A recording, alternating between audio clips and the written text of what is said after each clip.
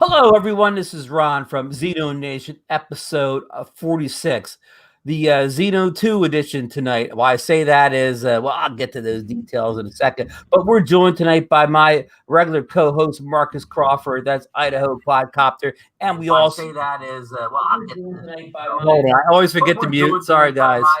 Okay. And our frequent guest, we got Bill, the drone reviewer, on with us tonight. He's got a great story to tell you about the Zeno 1. And our special guest tonight is David from Kluge YouTube channel, who has just recently done a great review of the Zeno 2. I think this is his first Hubsan product, so we have a lot of questions for him, and it's going to be a good show. So, Marcus, how are you today? It's been kind of a rough day, if you want to know the truth, Ron. Not a good day in the securities markets for Idaho Quadcopter, but we're doing okay. Glad to be talking about drones. Yeah, it's good. Bill, how's your? What have you been up to lately? Well, you know, I've been getting used to this little guy here. Is that a Zeno 1? Came into my life. Okay. You know, I told my wife, I said, there's always room for another drone in the house. Okay. always room for another drone in the house. Okay. And she was very obliging. She was happy. She says, "Oh, your Zeno 2 came." And I said, "No." Okay. Let's just say this. Let's just say this. It's to appease the Zeno 2 fever right now. So well, it's we're going to look forward to chat with you. We know this is your first experience with a Zeno or a Hubsan drone, so again, looking forward to getting into that. But I want to give a warm welcome to our new friend David here. Thanks, Ron. Know his channel. He's got a pretty big channel on YouTube. David, first hit the scene real big, I'm going to say almost 3 years ago, when he purchased the little DJI Spark drone.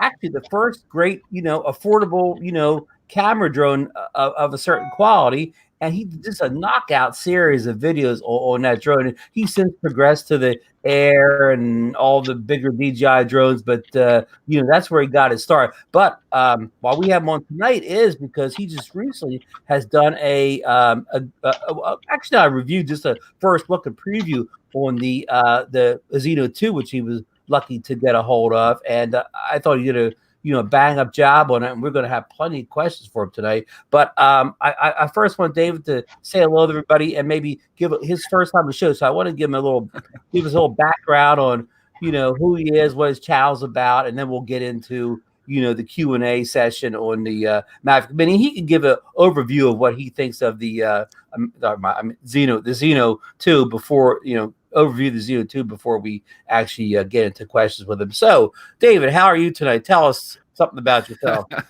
Well, I'm fantastic. Thanks for having me, Ron. I really appreciate it. We're talking before we went on the air that I've seen you in my comments of my videos for a long time, and you're right. I definitely got started with the DJI Spark.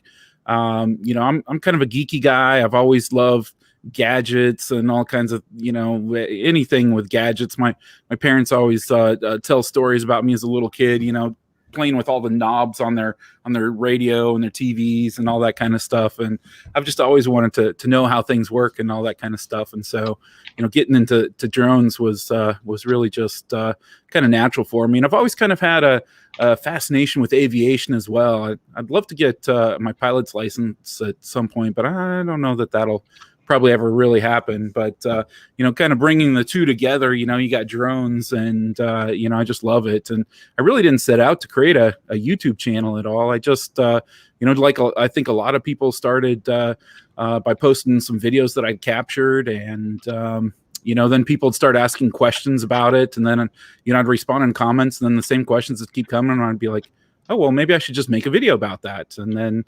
just kind of evolved, I guess. So, yeah, it's been a fun journey. I've loved playing around with drones, and I've got my 107 license now. So, trying to use that as much as I can. And like you said, I just recently picked up the Zeno 2, and I've haven't had a whole lot of chance to fly it. The weather here's been pretty windy and a little bit crazy, like it always is this time of year. But yeah, I just put out a video recently about my first flight with it and had a good time with that.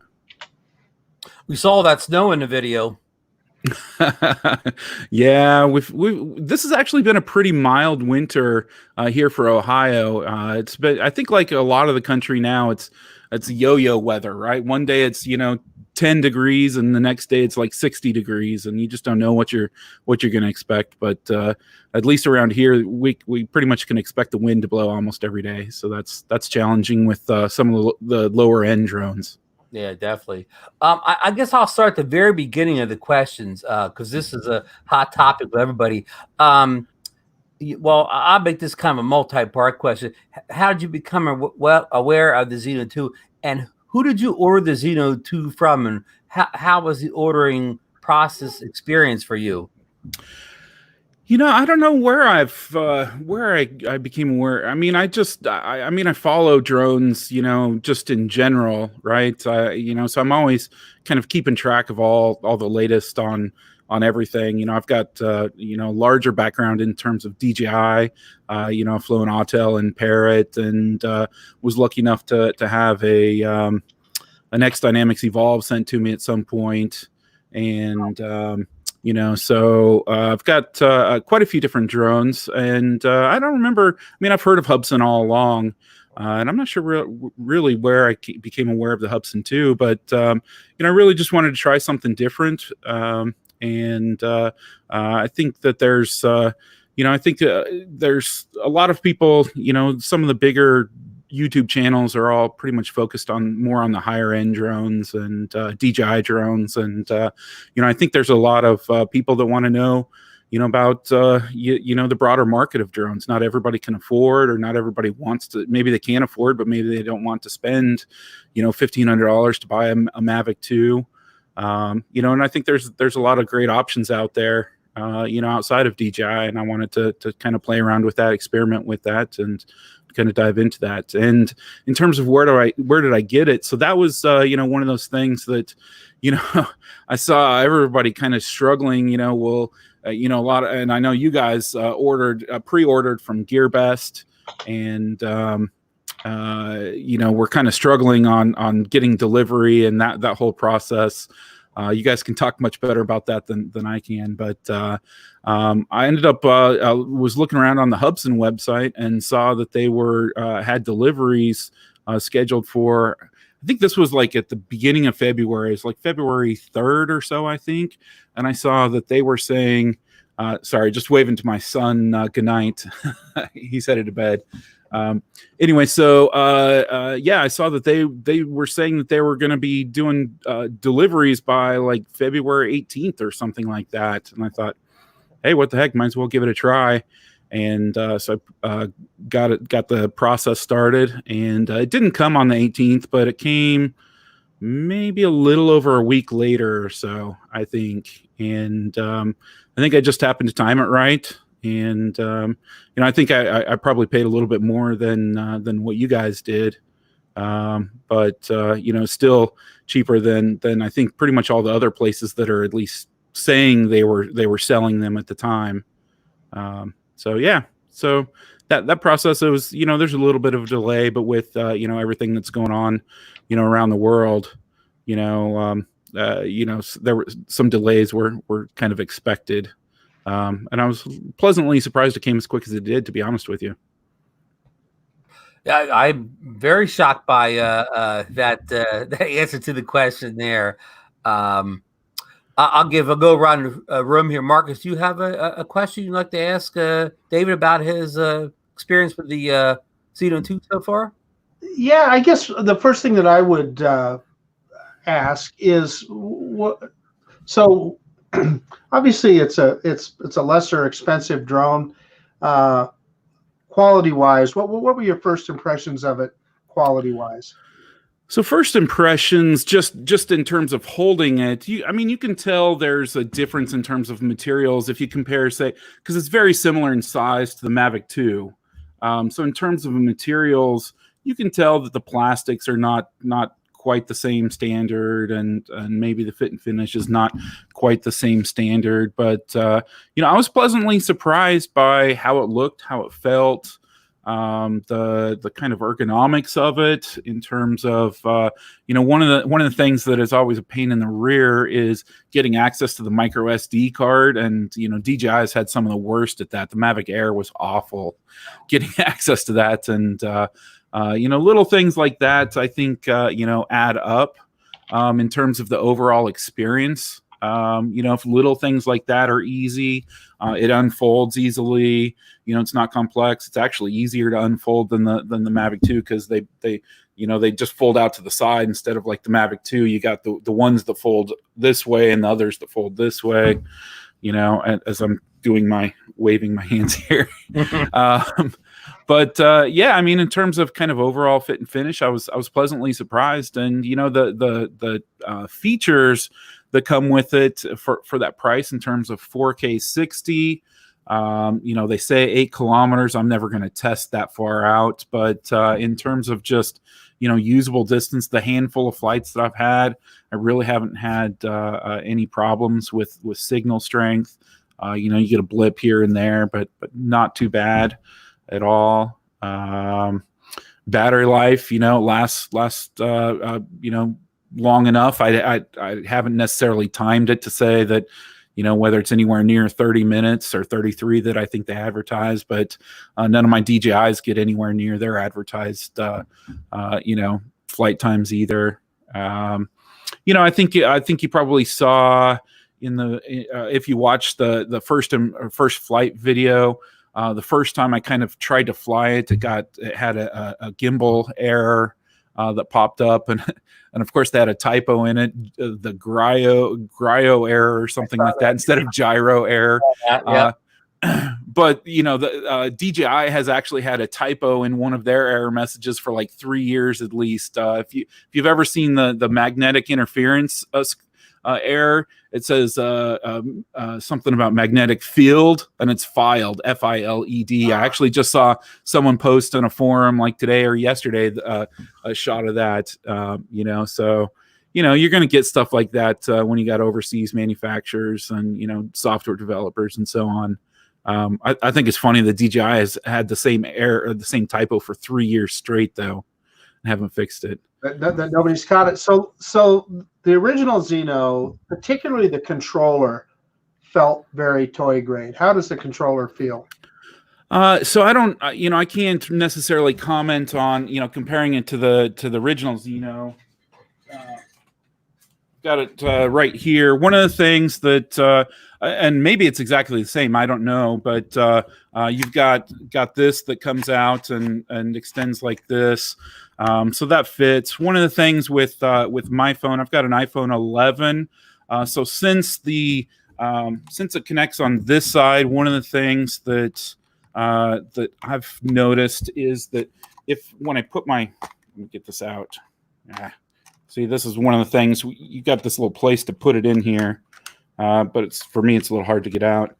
But the way that this is designed here, sometimes my volume buttons get pressed here on this. So I got to arrange my phone just right so that it's not permanently pressing my volume buttons. Right. So I don't know if that's just me.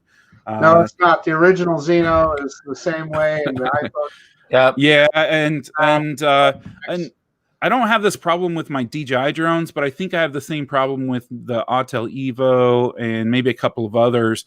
That if I have my my phone in a case, and I've just got one of these little small cases, you know, it's pretty thin, but the way that I can't use my case with it, or I don't get a good connection with the USB. So it's, you know, again, it's not the same material quality as the DJI ones necessarily, especially the Mavic 2 or so on. But I wouldn't call it bad. I've flown others that are definitely lower quality. But I mean, it's very familiar in terms of the way the antennas, you know, pop out. I think it's interesting that they flipped in terms of how DJI does it. The record button and the camera button are on opposite sides. Oh, okay. So that's kind of interesting. I've not really played around with the function button on it. I think that there's maybe 3 or 4 options that you can choose from for what the function is, and I don't remember what they are right off the top of my head, but I don't remember thinking any one of them really seemed all that terribly useful. Right. I do like that it's got the little display on it. You know, that's something that the lower end DJIs don't have. Of course, you've got to go to the Mavic Pro or the Mavic 2 to be able to get, you know, a telemetry and details, you know, on the screen. So that's kind of cool that, you know, in a $500 drone, we got that as well as, you know, on your phone. And it's and again, I don't know that you know, anybody. I don't know the other Hubsan drones, so I don't know if they also have removable sticks or not. You know, so there's some good little details in here, but in terms of the quality, just touching it and stuff, it's not Mavic 2 level, but it's I think it's perfectly fine. There's nothing wrong with it at all. I think in terms of that. I find the ergonomics of getting my phone in here a little bit kind of weird, especially without my case on. You know, the especially since phones are edge-to-edge screen nowadays, trying to get it in there without touching the screen, and you have to have the screen unlocked. I don't know. It's just kind of that part's a little bit. I like the way the DJI ones and the Autel ones, you know, in terms of bringing it up from the bottom or whatever is a little bit easier for me. But you know, that's partly just muscle memory as well, because I've got, you know, well over 1,000 flights on those. You know, and I've got like 3 or 4 flights on this one. So part of that is, you know, just learning a new system, and you know, when you switch between like a Mavic Air and a Mavic 2, for instance, there's some things that are just slightly different in terms of, you know, just how you unfold the arms, the order you unfold the arms on those is slightly different.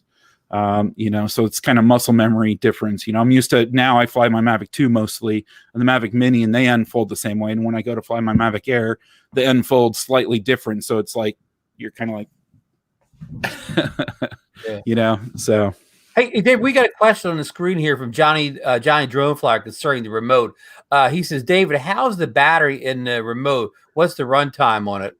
Well, so that's a good question. So I only have 1 battery for my drone. I didn't get the package deal that has the extra batteries. So battery in terms of the remote is not really an issue for me at this point, right? Because I go fly 1 battery, I come back home and I have to plug that battery in. So I might as well just plug this in as well.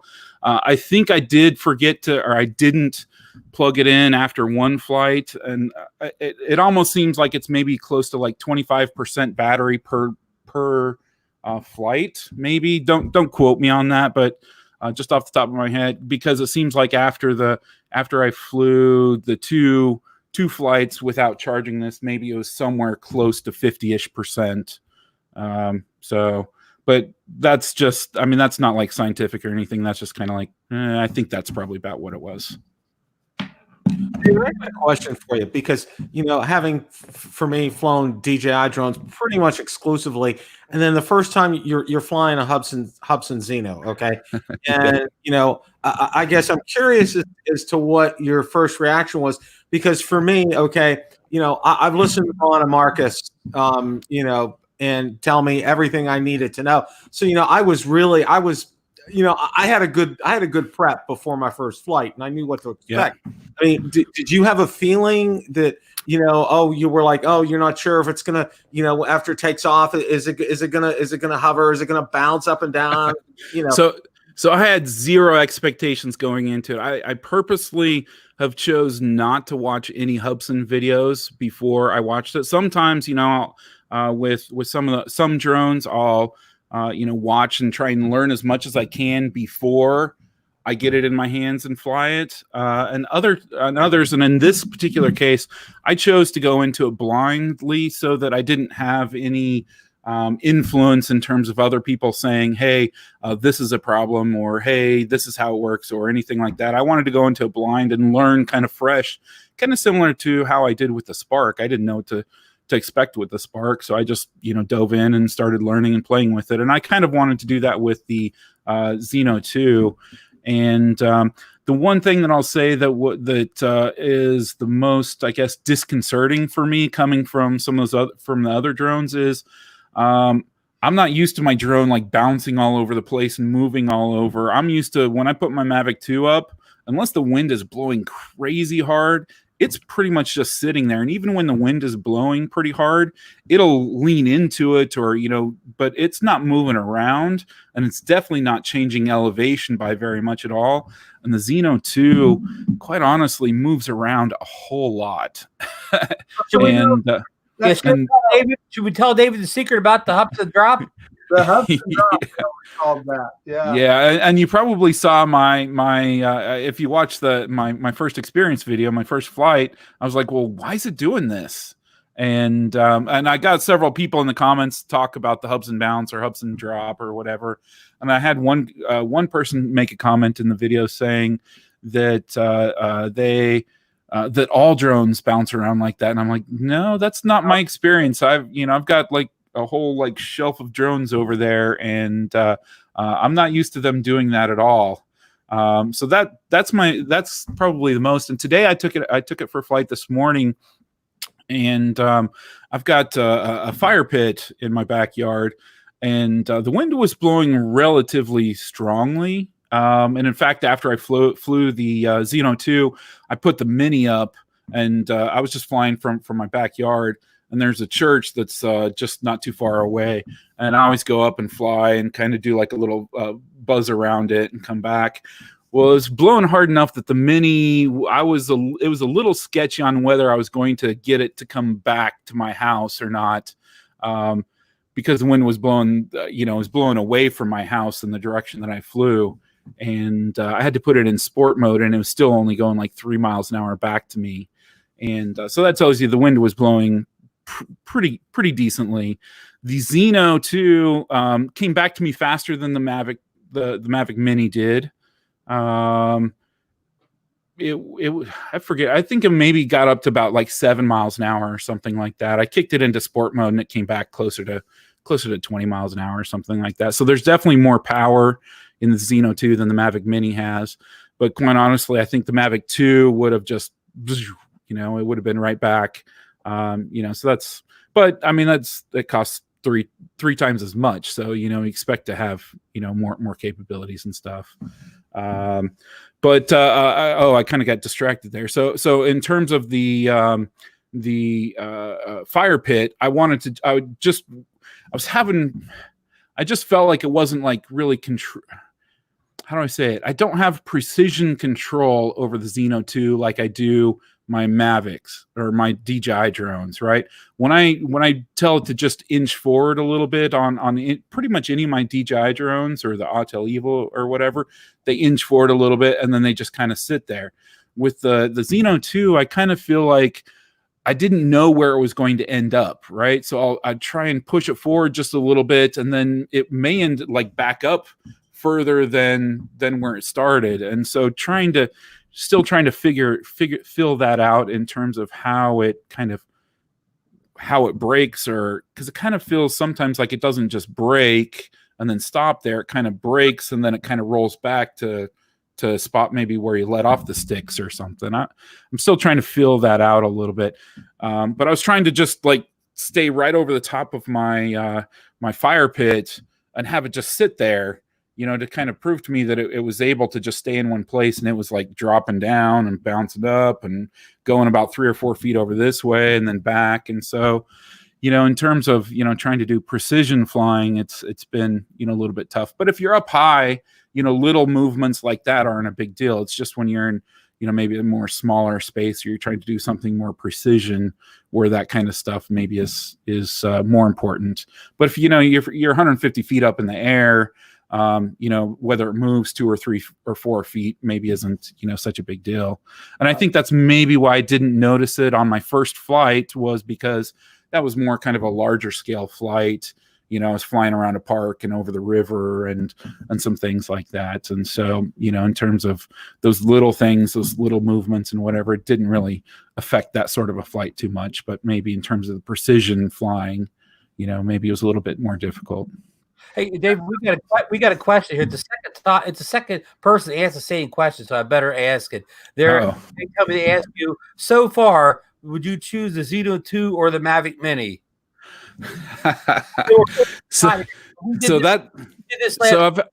I've had some people ask that in the comments of my video as well, and I'm not sure that I'm qualified at this point to be able to say that to give an answer. I feel like with the Mavic Mini, I mean, I've got a lot of flights under my belt, and I'm really comfortable with it. I'm comfortable with the DJI ecosystem and how it works. And although, you know, with the Mavic Mini, you're using the new DJI Fly app instead of DJI Go 4, it still, you know, kind of has same sort of feel and whatever. The Hubsan app is actually very familiar as well. I feel like, you know, the screen is laid out in the same way and so on. So it's not that it's that different, but I think it's hard to give a recommendation just after, you know, 4 flights or something like that. I think there may be there's some differences, right? I mean, in terms of the Mini, like I was just talking about earlier, the wind performance is going to be a little bit less, right? The maximum wind speed that you can safely fly at, I think, is maybe a touch higher in the Hubsan. So if you're, you know, if you want to be able to fly in a greater envelope of weather, maybe the Zino 2 seems like maybe it can handle it a little better. I still haven't had a chance to really be able to compare the camera quality between the two. If I had to say just off the cuff, I might say the Minis maybe is a touch better, but I mean, we're also talking about the Mini is much more limited in some of its capabilities. It's only 2.7K 30 frames per second, where the Hubsan can do 4K 60 frames per second. And that's actually, there's actually a bug there around that. And this is one of the things that I'm going to include in my review, is that several of the settings in the Hubsan don't stick, right? So when you go into the interface, and if you go back and watch my video, I think I said, oh, okay, 4K 30 frames per second, blah, blah, blah, blah, blah, right?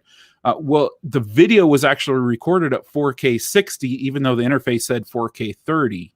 And it seems like there's a few things that it defaults to. And so I can change it to 4K 30, right? But even though it says 4K 30 by default, I've got to go in and go change it to 4K 30, and then it will record at 4K 30. By default, if I just turn the drone on and go record video, it's going to be 4K 60, even though it shows 4K 30. And there's a couple other settings that don't stick, although they show correctly, but they don't stick. So like camera, I like to shoot in RAW if I can. And it seems like it seems so far that it defaults to JPEG every time I turn the drone on. There's a few things like that. So I think that there's still maybe a few things that Hubsan needs to fix around it, around the Zino 2. I would love to see them be able to fix that balance and get it more stable in the air. That quite honestly is a little bit disconcerting. Like today, I like to take off from my deck right on the back of my house, and it's not a huge deck, but it's big enough. And today, and with the wind blowing a little bit, and with the Zino 2 kind of bouncing and not necessarily staying in one spot, was maybe a little bit disconcerting. You don't know when you launch it, where's it going to end up, unless you like immediately take the stick. So I launch it, and then I immediately start taking out over my yard. Whereas with my other drones, I pretty much just launch it and it'll just sit there, and then I can go and take off. With the Zino 2, I kind of felt like I had to like be much more active with it and get it to a safe space where it had plenty of room to be able to do its bouncing and moving around. So so that's all that I don't want to say I don't want to be shifty or anything, but I think that I'm still learning the Zino 2 and what it's good at and what it's not as good at, and so on. So I guess, if you had to ask, if you literally like forced me right now, I'd say maybe spend your money on a Mini, but I've got a ton of flights with the Mini, and I've only got maybe 4 with the Zino 2. So I don't know that that's a fair statement to say. Well, you certainly can't go wrong with the Mini. I mean, I don't even have the Zino 2 yet, but I know what the Mini can do. Yeah, I mean, I just did a comparison with the original Zino and the Mini, and it was stunning flying them back to back. I flew the Zino first, and it's all over the place. Then I put the Mini up, and I'm going, hey, this is wow. Yeah, that was so. I said that I was talking about just trying to hover over my fire pit with the Zino 2, and it was bouncing all over the place. I'm like, okay, I know the wind's blowing, but I got to try the Mini. I wasn't planning to fly the Mini, and I popped the Mini up, and it goes and it like basically parks there, and it's it's moving because the winds, there's gusts coming around my house and stuff. It's moving a little bit, but it's pretty rock solid. Just sitting there. Where the Zino 2 was like almost dipping down into the fire pit, and it was 3 or 4 feet over here, and you just weren't. So it's little stuff like that just kind of makes it hard to give you some confidence, right? I mean, when something's just sitting there and it's rock solid, and you're like, oh, okay, I can, if my wife comes and talks to me, or my son comes and talks to me, and I take my eye off of it for a little bit, the Mavic Mini is still going to be sitting right there. The Zino 2, I don't know where it's going to be if I take my eyes off of it, right? Yeah, I'll do that. Yeah. Yeah. Bill must have a question. Yeah, I got another one for you, David. One of the things for me in the navigation through the app, I found it to be so much easier than the DJI Go 4 app, because, as you know, with the Go 4 app, there's a lot of menus, submenus, and then submenus, and Yep. here it's very straightforward, and I think that's one of the things I really liked when I went out to fly it for the first time. It was so easy to find things. I didn't have to go on a witch hunt or Google it to try to find it. I mean, it was there. Yeah, I found it very easy to be able to navigate. I think overall it feels very familiar, very similar overall, in terms of the placement of the things, right? I mean, you've got your camera and video controls on the right side. You've got, kind of your GPS satellites and your signal strength and your battery life and that kind of stuff across the top. And you've got your telemetry stuff across the bottom. So in terms of where things are laid out, it's very familiar compared to most of the other drones that I've flown.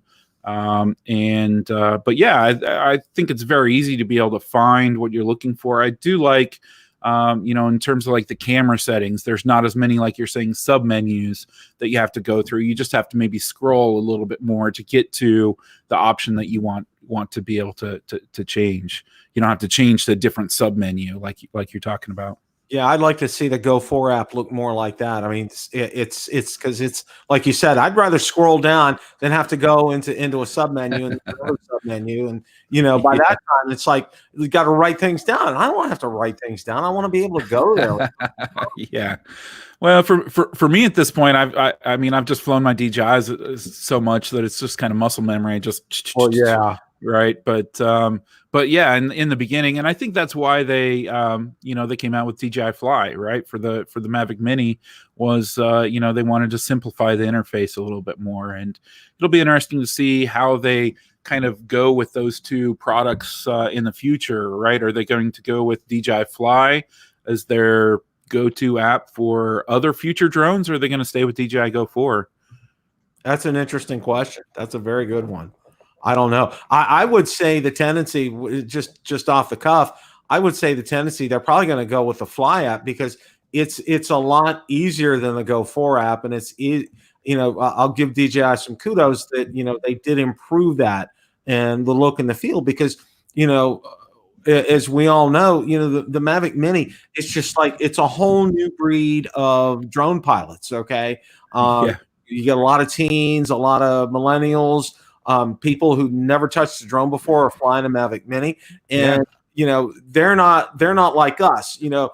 Go 4 app and being able, where's the compass calibration? Boom. Where's the about section? How do I update the firmware? We know that. I mean, it's like you said, muscle memory. It's like that. We can find that stuff. But for them, they're like, what?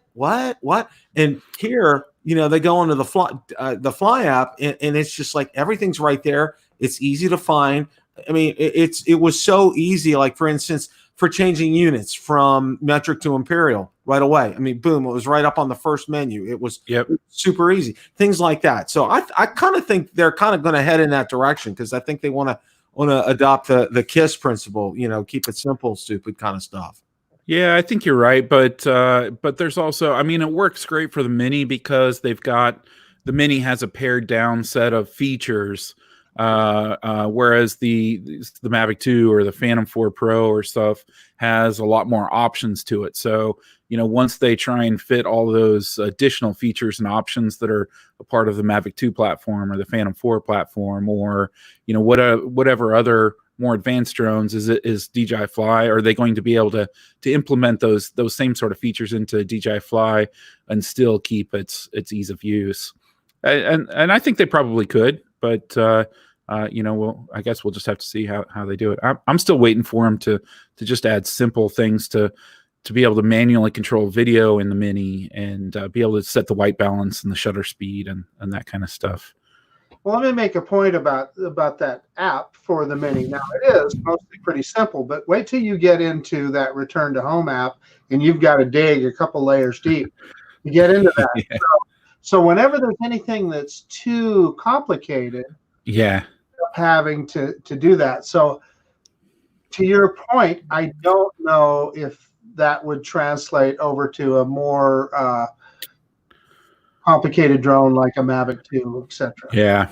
Yeah, it's hard. I mean, you know, I've been in the software business for a good portion of my life, and you know, user interface design is really hard to get right, especially when you're trying to cater to such a diverse population of users, because like we're talking about, we've got people who are brand new users, never touched a drone before, and they want to make it easy and still be safe and be able to do a few things there. But you also have people like a lot of us and even more advanced than us that you know, are using these things for you know, pretty complex processes and you know, to do some pretty advanced things. So and you know, I like to consider myself, I don't know that I really am, but I like to consider myself as kind of a power user, right? I like to be able to dive in and you know, I want an option to be able to change stuff.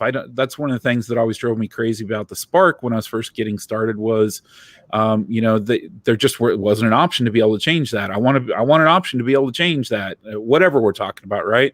I want an option, but I know not everybody's like that. A lot of people just like to be able to press the big green button and be able to do everything. If I could pick one thing on the Mini, I would say white balance. I'd like to be able to just set the white balance. Yeah, white balance would be good because it's when it's fluttering around like that, it's so obvious and it's hard to fix in post. Well, it sounds like we pretty come down to a pretty good conclusion at well, if you can get the Zino 2 at $399, the Mini's probably still maybe the go-to option at that $399 price point, unless you need 4K 60 and a couple features that only the Zino 2 brings at that price point. But is that where we're at, gentlemen? Yeah. I think if you twisted my arm, I would spend my money on the Mavic Mini before I would put my money on the Zino 2. But again, I've only got, you know, about 4 flights with it, so that may not be fair. You know, one thing I can tell you, David, is from, you know, talking with both Marcus and Ron over the past year or so, you know, as time went on, the original Zino got better and better. You know, Hubsan was, you know, at first, you know, they're talking about the Zino drop and this, and I'm just like, you know, because I was thinking about, you know, like, holy cow, and then the firmware update process in the beginning and having to take the pins on the remote and touch this and all. I was like, my head was spinning. I'm like, oh my gosh, it's like I don't want to have to work for this, okay? But you know, as time went on, you know, they were both very encouraging with their updates. You know, with the firmware updates, they were telling me, you know, is you know, the Hubsan drop went away, and you know, the camera got better, and you know, the stability got better, and it just, you know, it just has evolved to where it is now. And you know, I was very pleasantly surprised when I took mine out for the first time the other day. It was one of those things, you know, and I wasn't expecting like Mavic 2 or even Mavic Mini kind of video.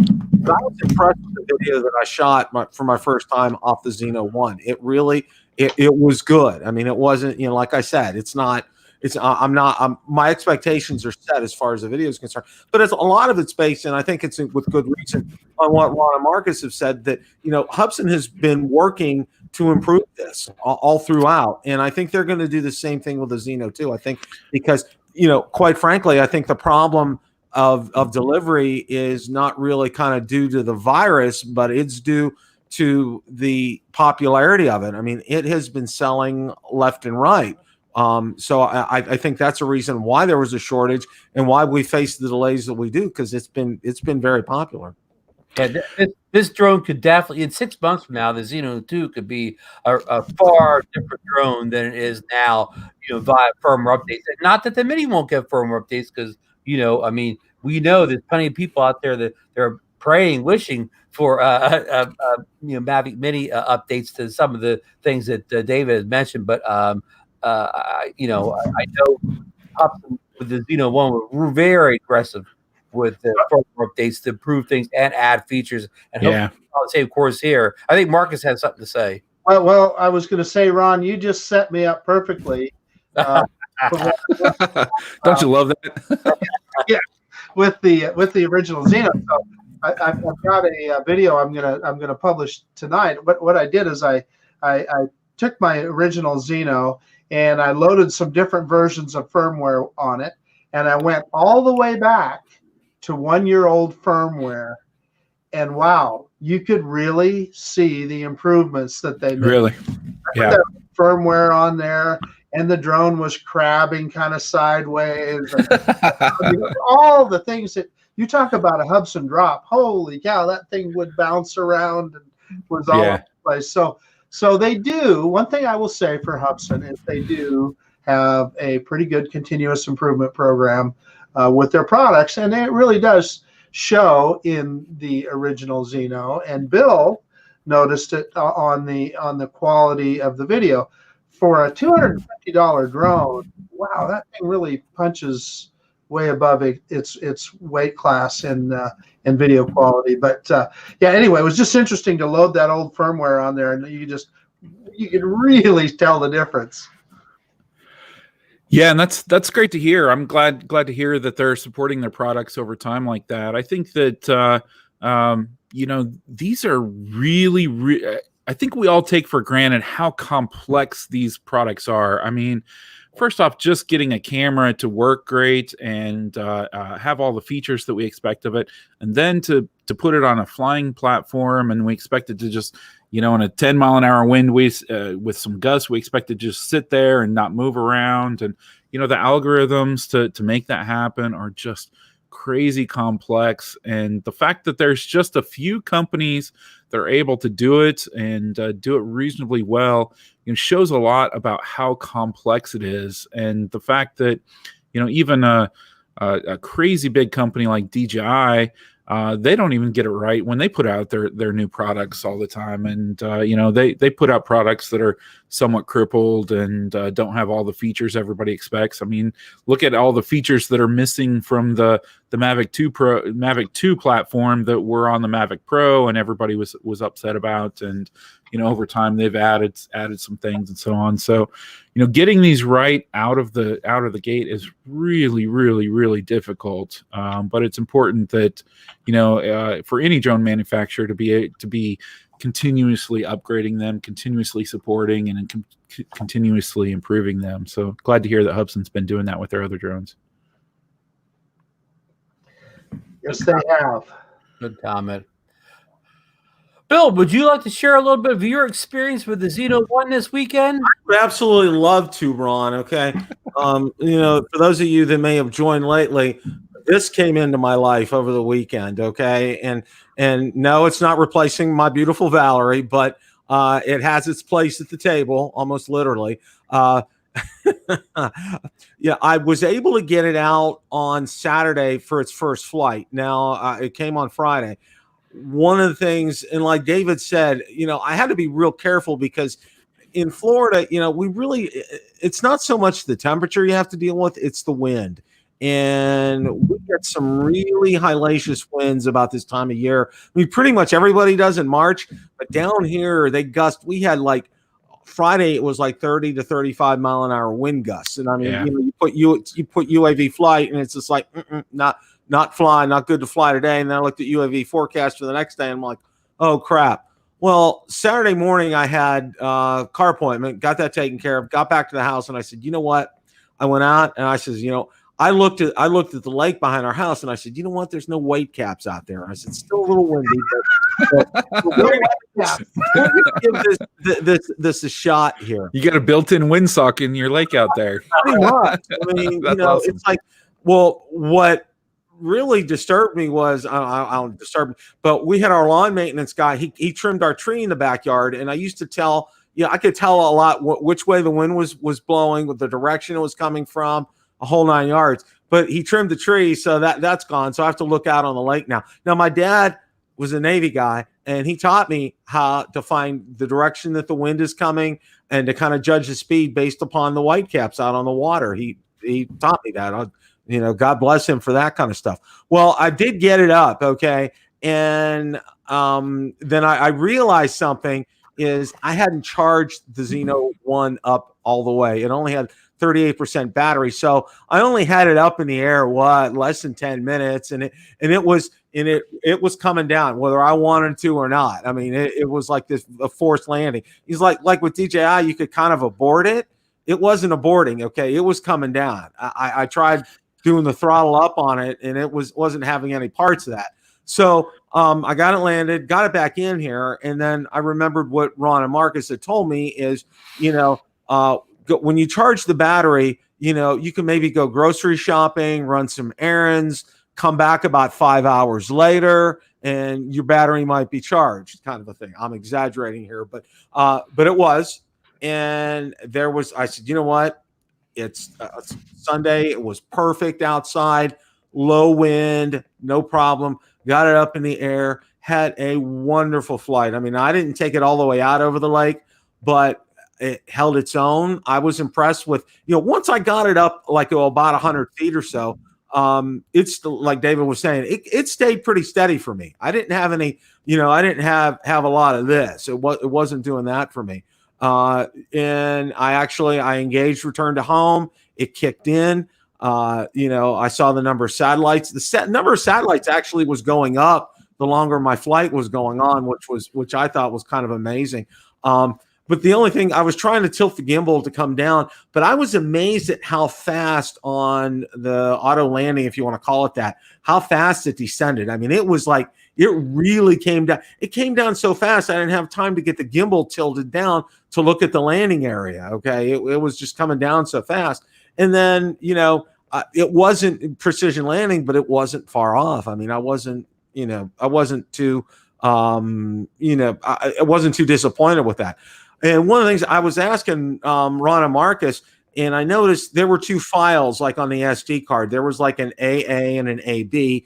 And Marcus was telling me one of them is just kind of like a thumbnail kind of a thing. And I didn't know that because I'm looking at it, I'm like, man, this is blurry. What is going on with it? And then I realized, it had to have been, it was auto-generated, and Marcus was telling me that. So I felt good, like I hadn't screwed that up. But and I got to empathize with David here too, because for the first time getting the phone in the cradle, I'm used to I'm putting it either in the Mavic Mini cradle or the cradle for the Mavic 2, and I can navigate it, and I have access to the buttons.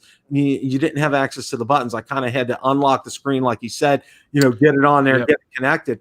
Once I did that, but then I want to go ahead, and I'm the kind of guy, I do a screen recording all the time. Okay. Yes. I was just going to mention that. We've all been there, and I didn't want to have, I wanted to be able to record my results. So, that was a little bit of a pain getting that started before I got everything else. But all in all, I was very impressed with it. I was impressed. One of the things that impressed me with this is, I have had some toy drones before, and quite frankly, they were junk. All right, they're fit, they're finished, they're quality, everything. Okay, I had a couple. I had an Eachine E58. It went to the garbage can. All right, it was horrible. But this, compared to this, I'll call this, and I think a good name for these series of drones, a middleware drone.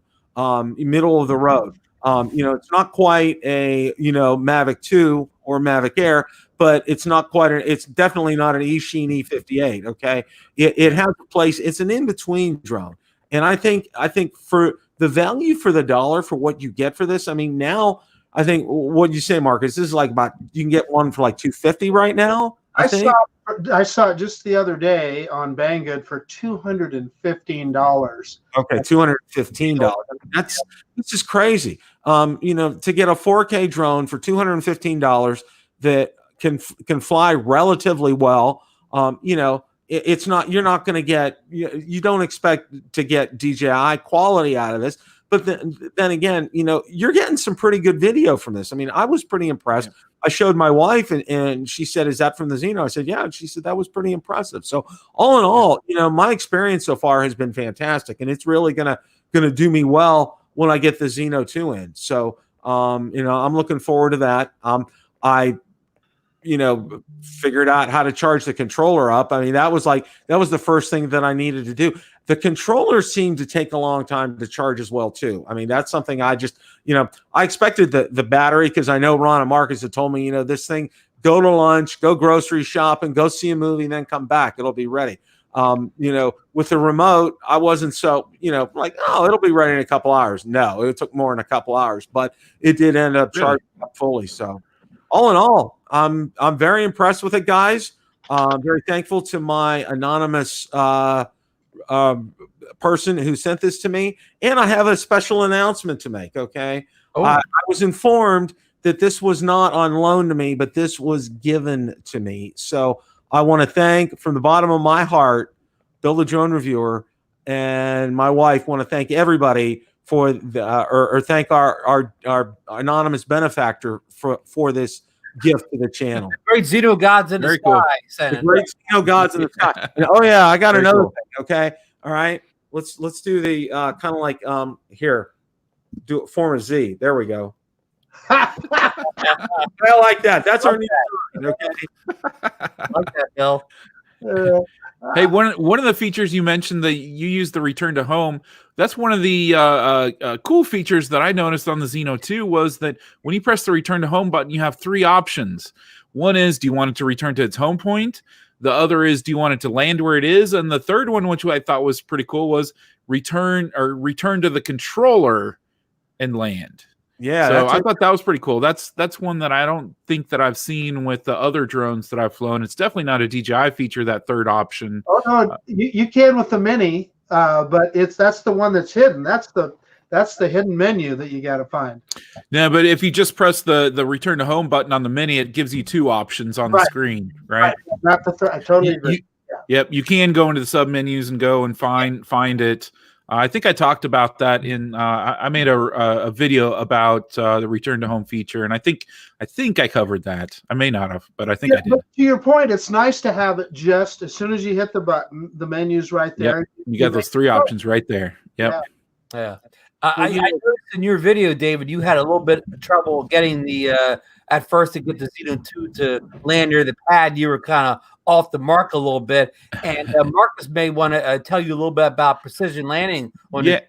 Marcus, I know a little bit about that. I've learned since then a little bit about that you can't be recording, for one, and because it uses the main camera, and there's also an option in the settings for it's something about find the apron, the landing apron, or something like that. Yep. That by default is turned off, and so you got to turn that on, and you have to not be recording for it to do precision landing or whatever.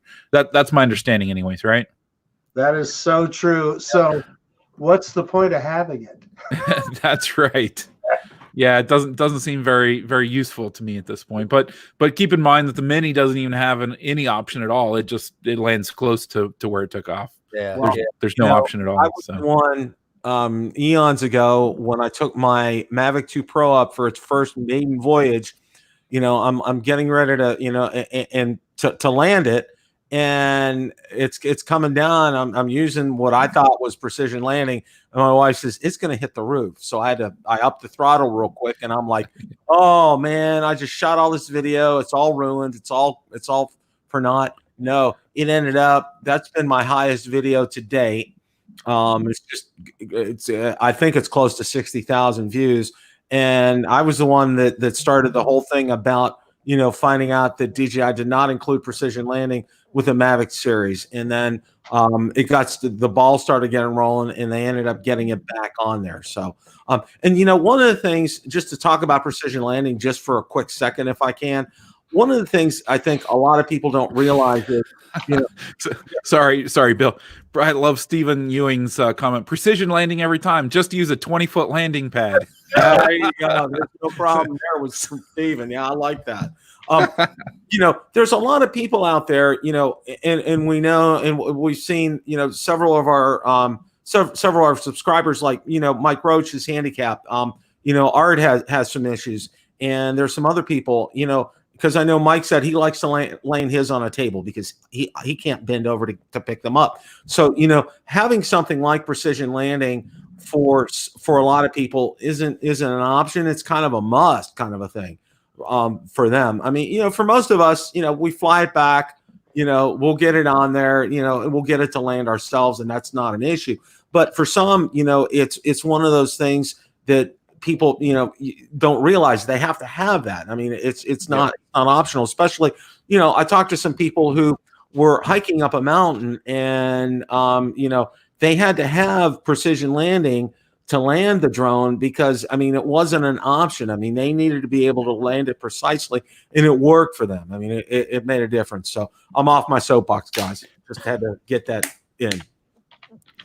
Thank you, Bill. And I want to mention, I touched on a little bit of news thing that it seems like all the GearBest orders are shipping, and Michael Wright that's in here he said he received his Zino 2 today, and he even got the Fly More pack, and Johnny Drone Flyer, he's getting his this week. Everybody I know that has been waiting since the mid to the end of December for their GearBest order seems to be either getting it this week, or like Mike Ray has it already. So, by the next week this time, we should have a whole bunch of people that have been waiting on the Zino 2 to finally have it in their hands, which I think is going to be a great thing, really, to get everybody out there flying it, get everybody's impressions. I mean, David shared some of his experience with us today, and he's given us some good knowledge. And I think, Marcus, by what David said about it's still having to drop, and the precision landing still relies on the camera, I don't think those downward sensors on our Zino 2 are doing a whole lot. Well, that might be the first thing I test, Ron. Yeah. And Marcus had an issue. He has a fancy eSheen X something 4 or whatever, and it has these downward sensors on it too, which we were very impressed with, because this drone is like a budget drone, even more budget drone than Zino. But Marcus, will you tell the story? It's your video. Well, yeah. So just like what we were discussing, I like showing people that they don't have to spend a lot of money to get into the hobby. So, bought this little eSheen EX4, which is, there's triplets. There's the JJRC 12 and the C-Fly Good Faith. They're all the same drone, but it has downward facing optical flow as well as sonic sensors. So, I got the thing in the air, and boy, it just reminded me of the Zino. It was just like all over the place. So I thought, okay, let me check this out. So I put my hand right under, while it's hovering, right underneath the sensors. It did nothing. So I think they're just there for looks, quite frankly. I don't think they really operate. I think they put them on there to just really look cool. So, well, those of us that have ordered, okay, to get back to the ordering here, I canceled my order with GearBest because it didn't even show any status. And I ordered from Hubsan, from their main site, okay? Not from the US site, but from their main site, all right? And last I heard, it's March 23rd.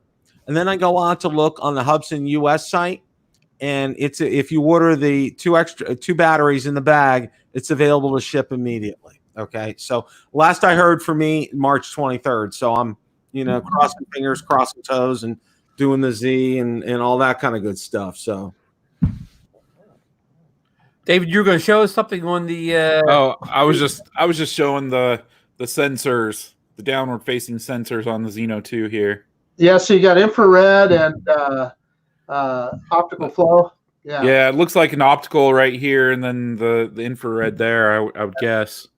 That may not be fully implemented yet at this point. Yeah, I don't know. It floats It was floating around all over the place today. I'll tell you that. It was not sticking its spot. And that time you landed, you said it almost landed in the edge of the lake there. If those sensors were really working, they would have detected that wasn't a good space to land and would have moved away or stayed up too. So that's another maybe indication. Yeah, I'm not sure. Yeah, in my video, the first time I brought it back home, it was trying to land right on the edge of the bank of the river, and I didn't give it a chance to get low enough to I moved it over to a safe spot. Yeah. I wasn't going to chance dropping it in the river right there. Right, first flight. So anyhow, I think a lot of us will be testing those optical sensors as soon as we get our Zino 2s in this week to to confirm that maybe they're not working so much at this point. Yeah. I'll be honest. I would stick my hand underneath it, but like today, with the way it was moving around and the wind and the way it changes, I wasn't getting that close to it, to be honest with you. David, I know I'm not very pretty, but I don't need to be less pretty. We're going to get helmet and body armor over for the next test. Yeah. I'm just tickled to death that Hubsan is being consistent. That's You funny. can't get rid of the Hubsan drop. That was, one of its legendary features. Yeah, that's classic. Well, I mean, to be honest, I took my Zino 1 out last week just to kind of burn a battery. It wasn't all the way dead, and I put it up on. I'm at the Jersey Shore, so it's always a breeze down at the beach, and I took it up and it didn't move much. I mean, I'm not going to say it stayed as steady as a DJI drone, but it didn't move around much for a budget drone. So I'm kind of surprised. I mean, I know you flew in some wind, David. On a calm day, you probably would have seen that, but I'm surprised it still exists. I really am. Yeah, Ron, wind makes a big difference because it affects the barometer, and so just a little bit of wind can really make it move around. Yeah. So we're hitting about the 10 o'clock hour here, the 1 hour mark. So you want to have any closing thoughts or comments you'd like to make, David, about the Zino 2 or anything in general? No, not necessarily. I see Chris Hope mentioned something about always hand catch, and I honestly hand catch and hand launch my DJI drones all the time, because like Bill was talking about, someone else up in the mountains, or just wherever I'm at, a lot of times there's grass and I don't necessarily want to carry my landing pad with me or whatever. So I actually hand launch and catch a whole lot, but I would not especially today when the wind was blowing and it was bouncing around, there was no way I was going to try and hand catch that today. Because it was moving around a lot, I wouldn't have felt safe getting close to it. So I hope, hopefully this coming week, I should be able to put together a more comprehensive review, hopefully, about the Zino 2 and include more details and be able to talk about it a little bit more intelligently, hopefully. And I don't know. So thanks for having me. I've really enjoyed this conversation, and hopefully we can chat again sometime.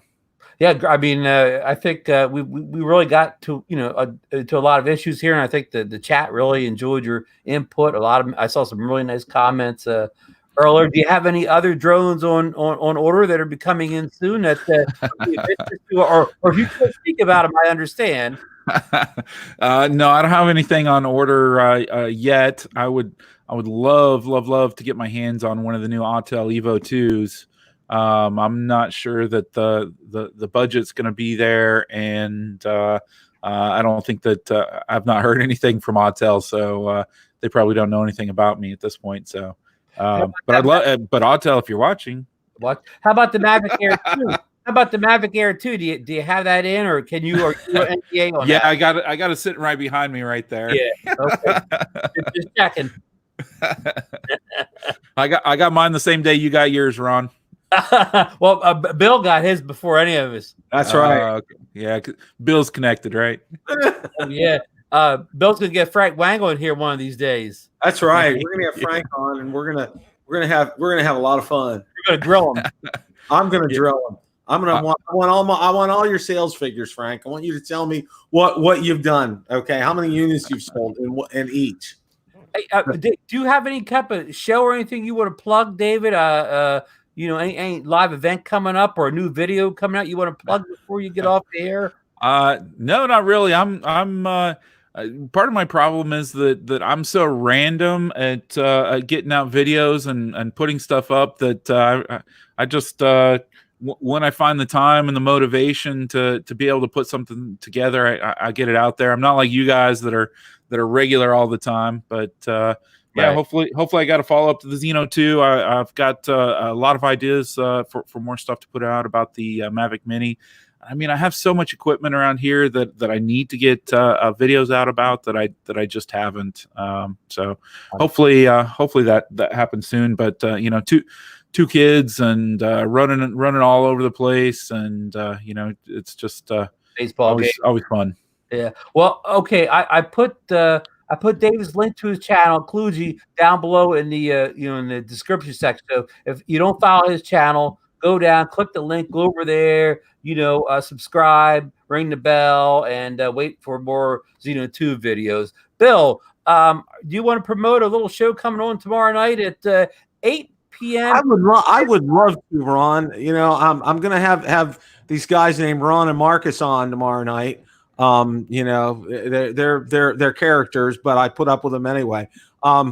No, we're going to talk about, you know, the Zino 2. Some of us are still, while many of us are going to be getting our Zino 2, some of us are still going through Zino 2 withdrawal because it's still, you know, mine's somewhere. Mine's in the Matrix. I kind of figured that out. It's kind of like, I think I'm going to get Keanu Reeves to see if he can find it for me, because I think that's the only place I know where it's at, because I've emailed Hubsan. They don't email me back. I've messaged them. They don't message back. So who knows where it's at? But last I was told was March 23rd. So hopefully we'll get into that tomorrow night. We'll be talking a little bit more about that tonight and some of the other videos that have come out recently on the Zino 2.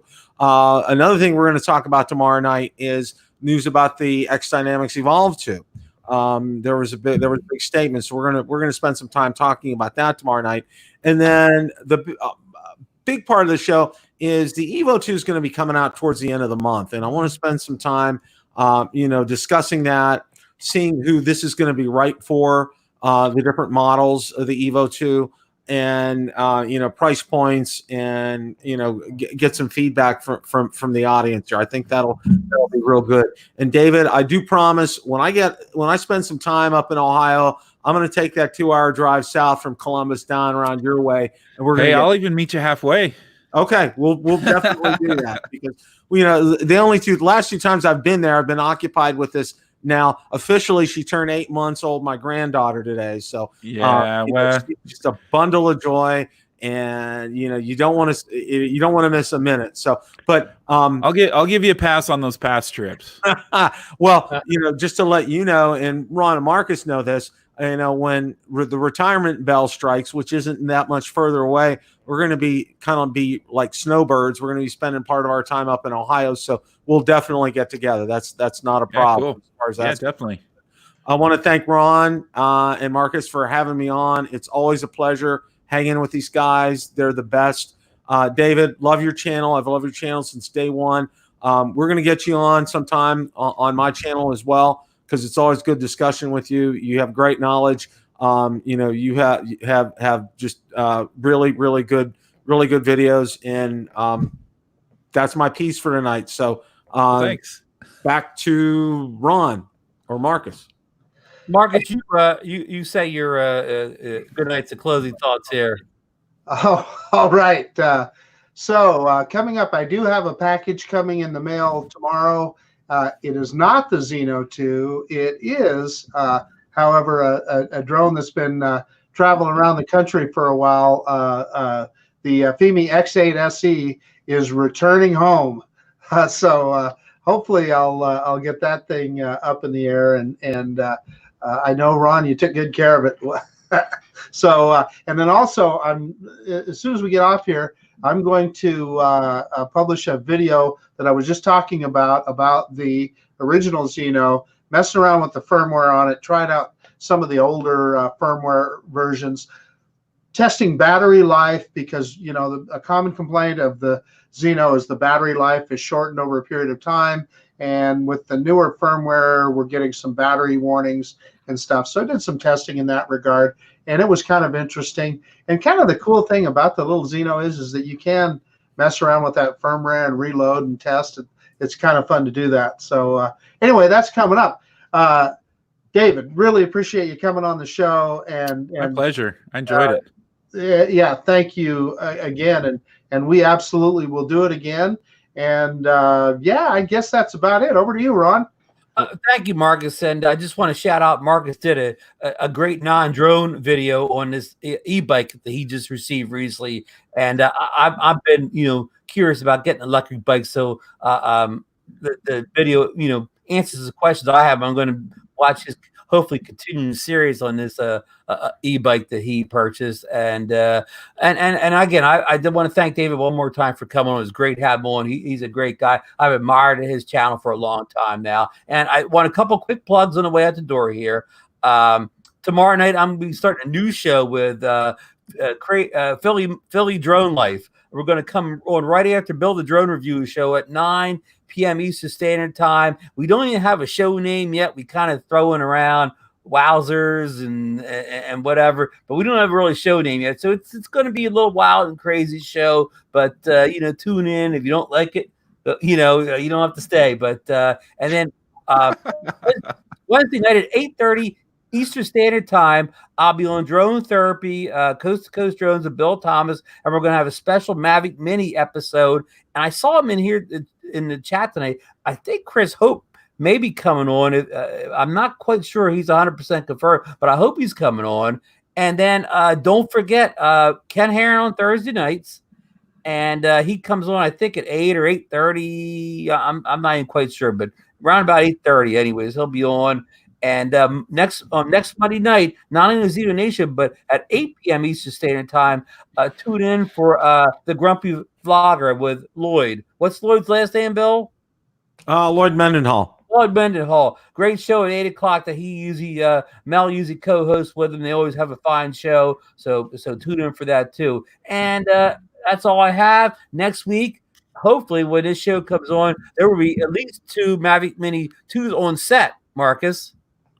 Let's hope so. But let's hope so. And that's it. Everybody have a great. We don't have a great saying like Bill does. Have a great day to fly. We could just say have a great drone week. There we go. Don't forget to go out, get out and go fly it. There you go. Thanks for everybody joining us in the chat tonight. Thanks, guys. You bet. All right, we're spinning.